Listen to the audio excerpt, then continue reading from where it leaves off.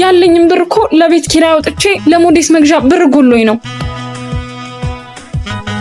ሞኒ! አቤት ውቢ። ሞኒ አላየሽም እንዴ? የወር አበባሽ ልብስሽን ነክቷል እኮ። ወይኔ ነካኝ እንዴ? ያለኝም ብር እኮ ለቤት ኪራይ አውጥቼ ለሞዴስ መግዣ ብር ጎሎኝ ነው። እንደምታውቂው ደግሞ ብር ሰው መጠየቅ ፈራሁ። ወይ አይዞሽ በቃ እኔ ገዝቼልሽ እመጣለሁ። እስከዛ ቁጭ በይ። እሺ በቃ በእናትሽ ቶሎ በይ።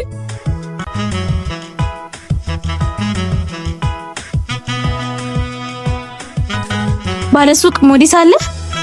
አዎ አለ። ስንት ነው? 200 ብር። ምን እንዴ?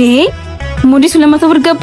አዎ እኮ እንደሚታወቀው ቤንዚን የለም፣ ሁሉም ነገር ተወዷል። ቢሆንም ሞዴስ በዚህ ልክ መወደድ ነበረበት? ወደን እኮ አይደለም ተፈጥሮ አስገድዶን ነው የምንጠቀመው። እኔ ምን ላድርግ? እንደዛ ነው የመጣው። እሺ እኔ ዛሬ አቅሙ ስላለኝ ገዛውኝ። ክፍለ ሀገር ያሉትስ እንዲሁም መግዛት አልቻሉ አቅም የሌላቸውስ ምንድን ነው የሚሆኑት?